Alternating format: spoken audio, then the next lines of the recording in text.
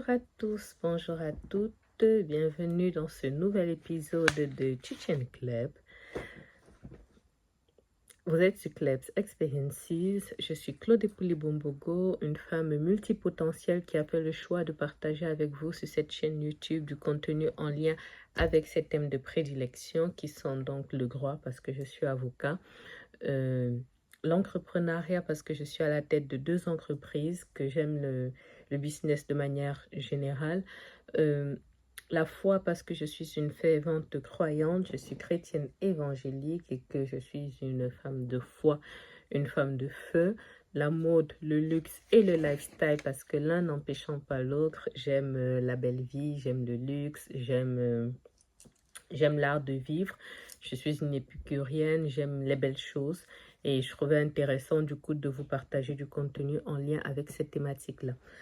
S'agissant du droit, du coup, je suis avocate au barreau de Poitiers. Je suis médiatrice inscrite à la Cour d'appel de Poitiers ainsi qu'au centre... Je me disais bien que c'était gros pour être vrai. Donc, médiatrice inscrite à la Cour d'appel de Poitiers ainsi qu'au Centre national de médiation des avocats et je suis associée de la CELAL, Club Avocat Médiateur. Dans le cadre de mon activité d'avocat, j'interviens dans les domaines suivants: le droit pénal, le droit civil de la famille et du patrimoine et enfin le droit des affaires. Vous l'avez déjà lu, du coup, comme je le disais, nouvelle vidéo Chichen Club qui nous amène au Cameroun et c'est déjà la vidéo numéro 18. Je suis fière de moi. Hurrah! Donc, avant de rentrer dans le vif du sujet, je réexplique un petit peu le concept parce que il faut donner à César ce qui est à César. Donc, le concept Chichen Club m'est inspiré de la peau de Mohamed Sanogo, qui est un mode de prédication qui s'appelle Chichen Pray, donc qui alterne en fait des temps de prédication, donc d'enseignement de la parole de Dieu, avec des temps de prière, voilà.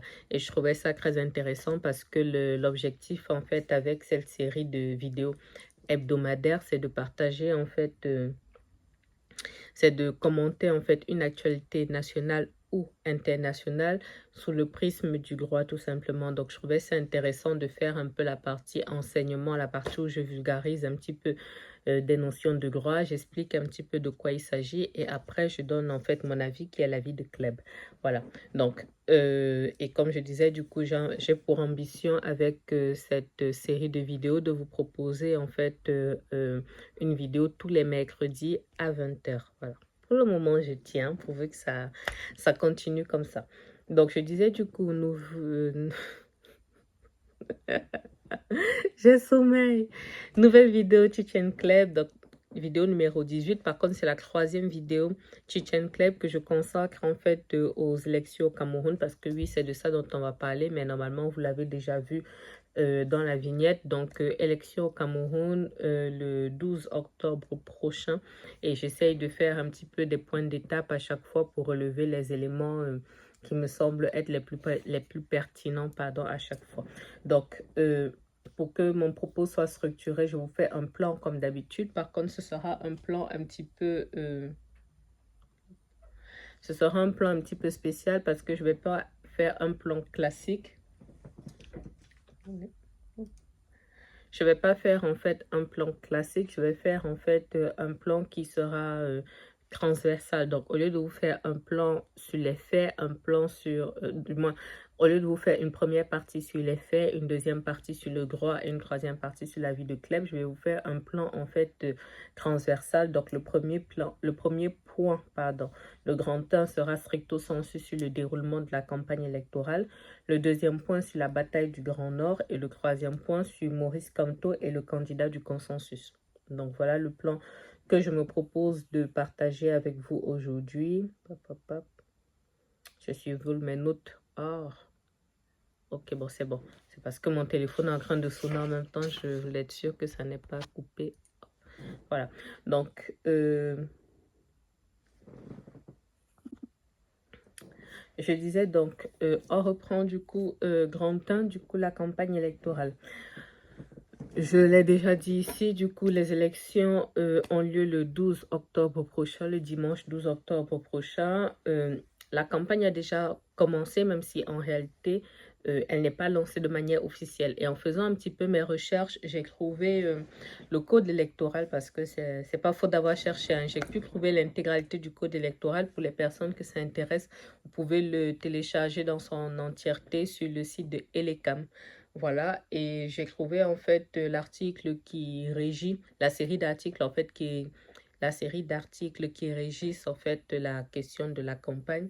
Et c'est dans l'article 87 du code électoral, mais en réalité issu de la loi numéro 2012/001 du 19 avril 2012 portant code électoral justement. Donc cet article nous dit que la campagne électorale est ouverte à partir du 15e jour précédant le scrutin et prend fin la veille du scrutin à minuit 30. Donc, les candidats peuvent faire établir, bon, ça sont les frais et tout le reste, ça, je mets ça de côté.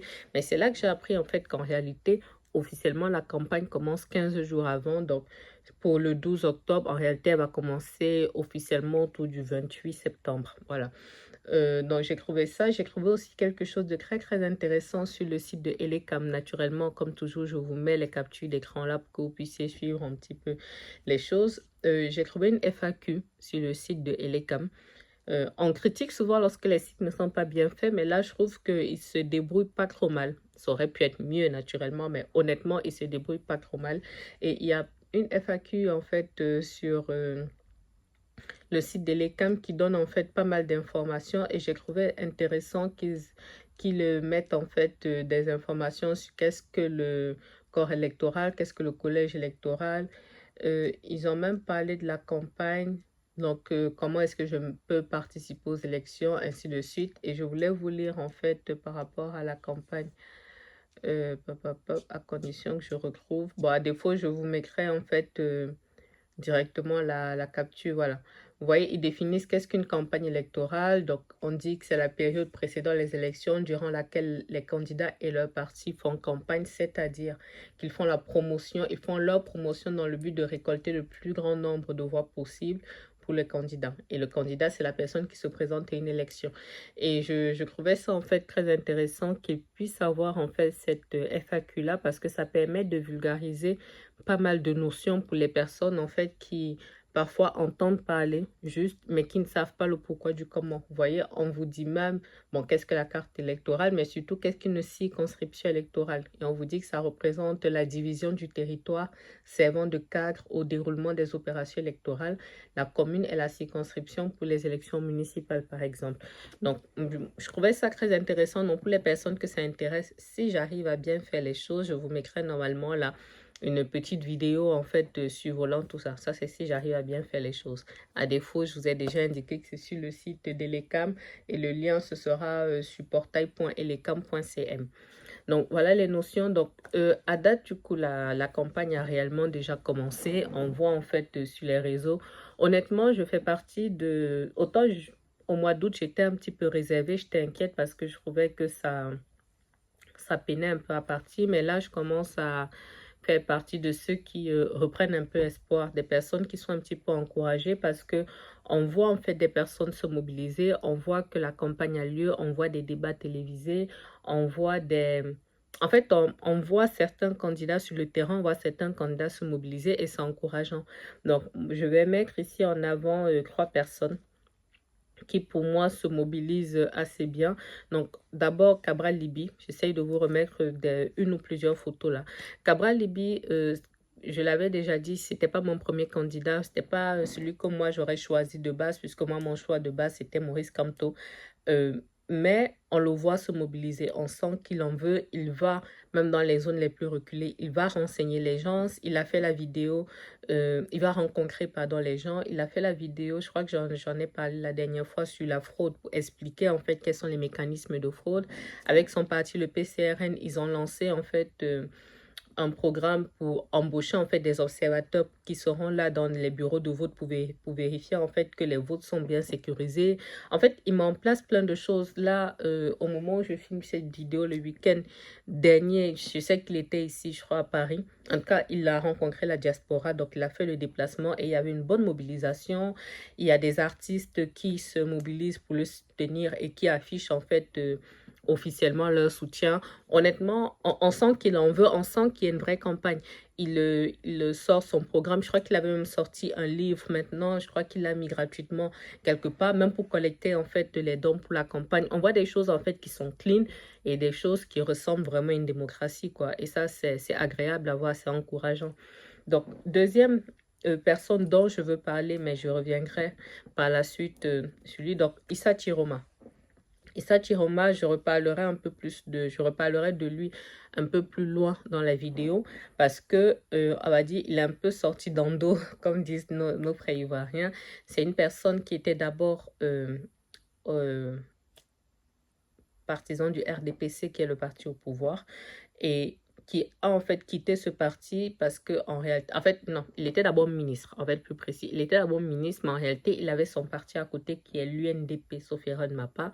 Donc il a démissionné du gouvernement et il est reparti en fait, on va dire dans son fief qui est le Grand Nord, et de là en fait il bat campagne. Et ce que moi j'apprécie, je reparlerai de la question du RDPC après, ce que moi j'apprécie, c'est qu'on le voit bouger. C'est-à-dire qu'on l'a vu au Conseil constitutionnel quand on faisait des misères à Maurice Kamto. On le voit lorsqu'il y a, il y a quelques temps, en fait, il y a eu, dans la zone du Nozo, il y a eu un kidnapping. Il y a une dame, en fait, dont les 5 enfants étaient kidnappés. Malheureusement, un a été abattu, du coup, par les séparatistes, par son âme, par les Ambazoniens. Il a donné un coup de main, il a communiqué. Donc, on sent vraiment quelqu'un qui veut se mobiliser. Il n'y a pas longtemps, j'ai vu qu'il avait écrit au président de l'Assemblée nationale, qui lui est du coup du RDPC, pour dire en fait que nous, les enfants du Grand Nord, on a un peu abandonné nos territoires, faisons ci, mobilisons-nous. Voilà, donc on le voit en fait se mobiliser. Je crois qu'il a pu tenir un meeting dans le Grand Nord. Je n'ai pas la ville exacte, mais c'était dans le Grand Nord. Il a pu tenir un meeting. À un moment même, les forces de l'ordre voulaient faire un petit peu comme d'habitude, essayer un petit peu d'empêcher le meeting de se tenir, mais ça n'a pas été possible, ça a été contourné, les gens sont sortis, les gens le soutiennent.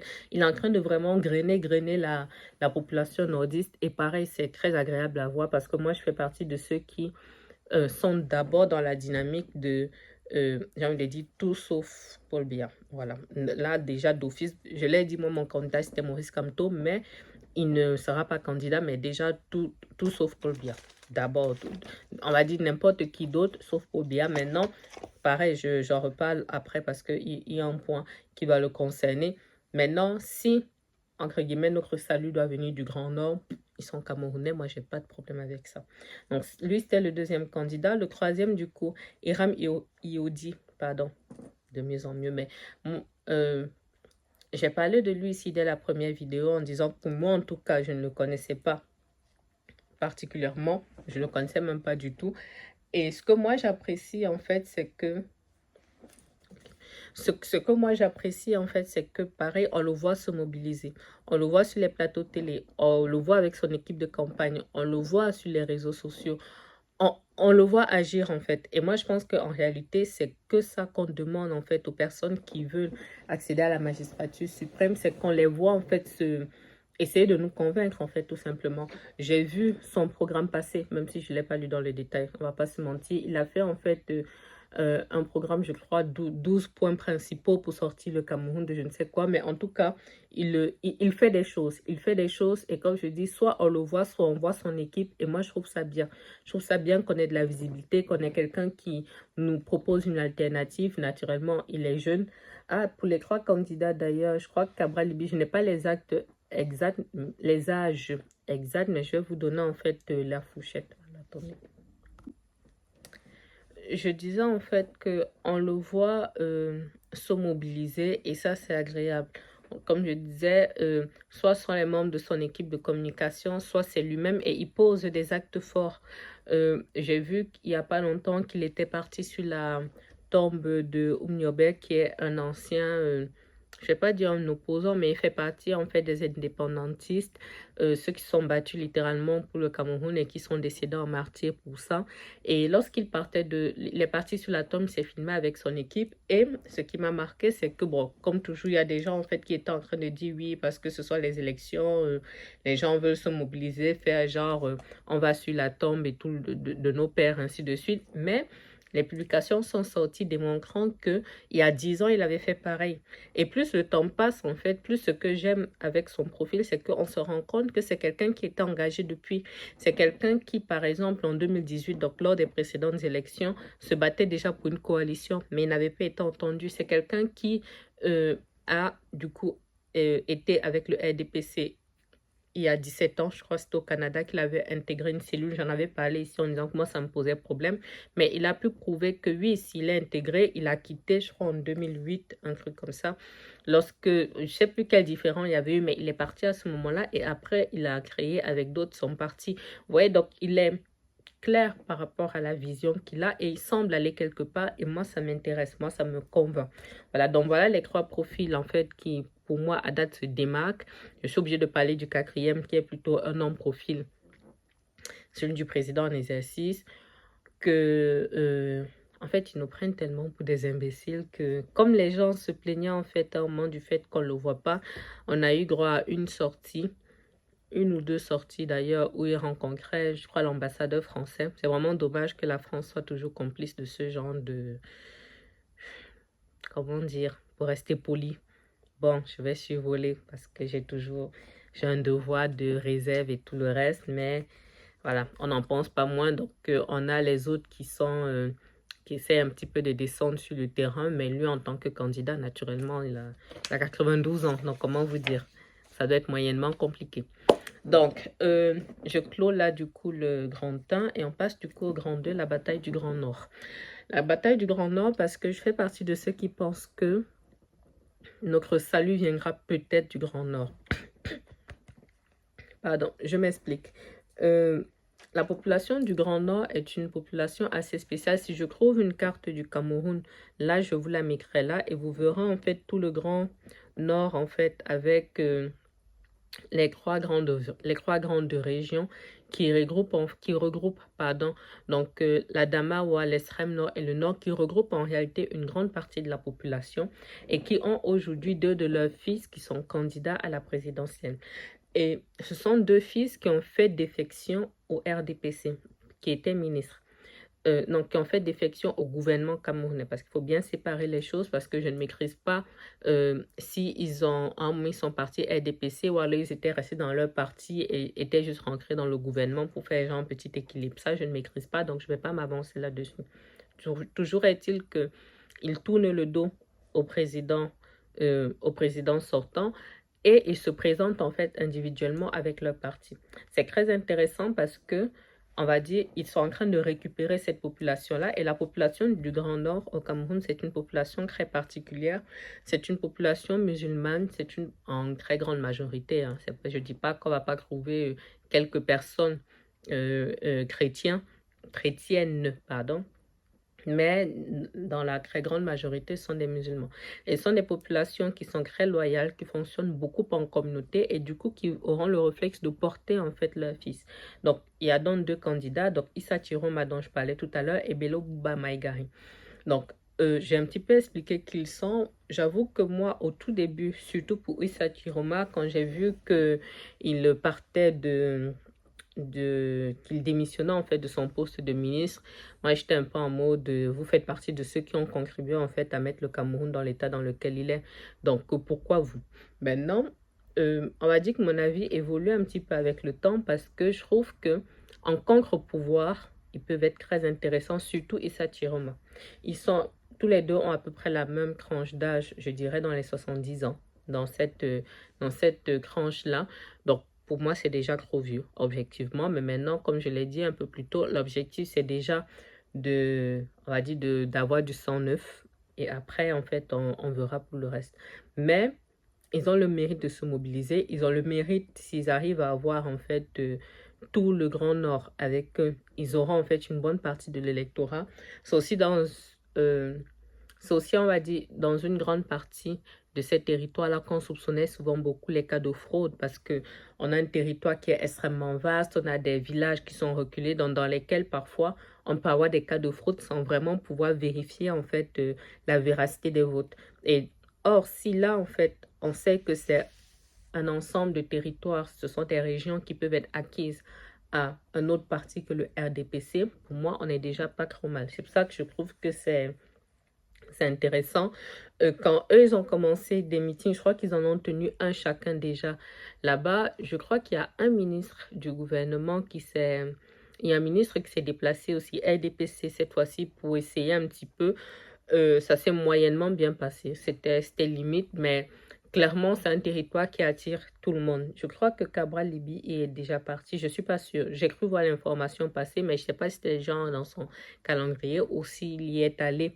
Effectivement, toujours est-il que la population du Grand Nord est une population qui visiblement est qu'on séduit, on va dire, grandement. Et moi, j'ai hâte, en fait, de voir ce que ça va donner. Moi, mon pronostic à date, c'est que parmi les personnes qui seront plébiscitées, soit Issa Chiroma, soit Cabral Libi. Parce que ce sont des personnes, comme je dis, qu'on voit en fait mouiller le maillot et qui commencent à avoir déjà une certaine bouteille.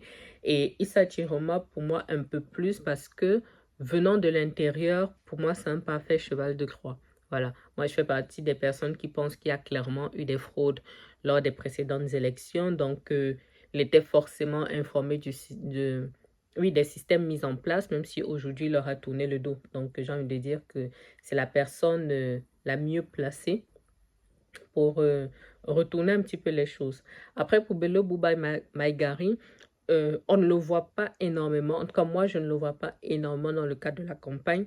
Donc, moi, je pense que ça va me faire d'ailleurs la parfaite transition pour le point numéro 3. Je pense qu'on est clairement au stade où il faut faire des alliances. Et on est tous constants par rapport à ça, sur le fait qu'il faut faire des alliances, il faut faire des alliances. Donc, deux fils du Grand Nord qui s'opposent, jusqu'au 12 octobre, il n'y aurait pas de pertinence. Il faut qu'un s'efface, qu'il apporte en fait son soutien à l'autre, quitte à ce qu'ils s'organisent après pour la manière dont ils vont gérer le pouvoir par la suite. Mais si un s'efface et donne son aval pour l'autre, toute la population va suivre. En fait, et après, on se battra, on va dire, avec les autres régions. Mais déjà, si on sait que tout le Grand Nord est acquis, en fait, à l'une de ces personnes, je pense qu'on sera pas trop mal. Donc, ça fait la transition pour le point de... Ça va pas mieux pour le comptage, hein. Ça fait la parfaite transition plus sérieusement avec le point numéro 3 du coup. Donc Maurice Kamto est le candidat du consensus. Pourquoi? J'ai déjà parlé ici de Maurice Kamto, donc qui était en fait l'opposant qui partait. Honnêtement, s'il était passé, il gagnait, hein. Il gagnait la présidentielle, vraiment fingers in the nose. Et ils ont fait ce qu'ils ont fait, ils ont magouillé comme ils ont magouillé pour le faire sortir. Mais Maurice Kamto est littéralement la clé de cette élection, surtout pour l'opposition. La clé de cette élection, même tout court, parce que aujourd'hui, il est la personne que tout le monde va rencontrer en fait pour une coalition. Parce qu'à date, il n'y a pas eu en fait de candidat unique présenté avec la validation de tout le monde. Il y a eu un communiqué qui est sorti il y a quelques jours mettant en avant le fait que Issa Chiroma serait choisi par certaines personnes, mais il y a eu des démentis de notre côté. À date, en tout cas, au moment où je filme cette vidéo, le lundi 15 septembre, on n'a pas de candidat unique choisi par toute la coalition. Et l'objectif étant de ne pas disperser les votes. Aujourd'hui, on a en tout, ils sont combien en tout? Je crois qu'ils sont 12. Donc, on a 11 opposants qui doivent être capables en fait de se parler et de trouver en fait des accords pour pouvoir présenter un seul candidat. Comme ça, on sait qu'on se bat pour la fraude et on se bat contre la fraude et que tous les votes sont concentrés après sur une seule personne. Donc, je sais que là, il y a pas mal de candidats qui font un peu le défilé chez Maurice Kamto. C'est quand même incroyable, hein. Cet homme, bref, je ne vais pas tellement dire que la vie est comme elle est. Disons qu'on est dans un système où, bon, peut-être grâce à Dieu, on en sort dans un peu plus d'un mois, mais on n'est pas rendu. Mais ce qui est sûr, c'est qu'il est celui qui va faire le shift. Donc, il a reçu Tiroma, il a reçu Issa Tiroma, il a reçu le bâtonnier à Keremuna. Je crois qu'il a reçu quelqu'un d'autre, je ne sais plus qui. mais dans le cadre des consultations. Mais à part ça, il y a d'autres, en fait, il y a d'autres échanges. Il y a des choses qui se font. Honnêtement, il y a des choses qui se font, les gens se parlent, les gens ne sont pas trop fermés aux discussions et j'espère que d'ici là, les choses vont avancer. Autant en août, j'étais un peu désespérée parce que je ne voyais rien venir. Autant maintenant, on va dire, il y a des choses qui commencent en fait à se profiler. Et ce qui est sûr, c'est que les autres candidats ne sont pas cons, hein. Ils savent que Maurice Kamto, qui est revenu au MRC depuis, a une énorme base. Énorme base solide. Donc, s'il donne en fait des consignes de vote dans un sens, les gens vont suivre. Donc, c'est très important pour les uns et les autres de venir un petit peu rechercher son alliance. Mais au moment où on se parle, il n'a pas donné en fait, on va dire, d'instruction de vote. Il n'a pas reporté sa confiance sur qui que ce soit de manière officielle. Il a juste dit à chaque fois, j'ai rencontré tel, j'ai rencontré tel. Voilà, donc on croise les doigts. On croise les doigts. Je pense qu'en matière de politique, surtout élection, chaque jour compte. Aujourd'hui, nous sommes le 15 septembre. Au moment où je filme cette vidéo, nous sommes le 15 septembre. Les élections présidentielles ont lieu dans moins d'un mois, mais il peut encore se passer énormément de choses. Donc, je pense qu'il faut qu'on reste vraiment très concentré. Donc, pour les croyants comme moi, on reste aussi en prière parce qu'il peut se passer beaucoup de choses. Il ne faut pas que le moment venu, que les autres soient frustrés peut-être de leur défaite et qu'on se retrouve avec l'armée dans les rues, les choses comme ça. Voilà, restons vraiment concentrés jusqu'au bout. Donc, ainsi se termine cet épisode numéro 18 de notre série Chichen Club. J'espère que ça vous aura plu. Je vous lis dans les commentaires si vous avez des choses à partager avec moi, toujours dans le respect, sinon vous savez, c'est un blocage. Je vous mets quelque part là les vignettes des précédents épisodes, On va y arriver. Donc, l'épisode de mercredi dernier et l'épisode de samedi. Donc, l'épisode Chichen Club de mercredi dernier et la vidéo classique du samedi. Donc, au cas où vous auriez un petit peu de temps complémentaire à passer avec moi, je vous donne rendez-vous mercredi prochain pour le prochain épisode de Chichen Club qui sera déjà l'épisode 19. En attendant, moi je vous dirais prenez soin de vous. Prenez vraiment soin de vous, surtout de votre santé mentale. Et je vous souhaite une excellente soirée parce que vous verrez cette vidéo très probablement mercredi soir. Au revoir.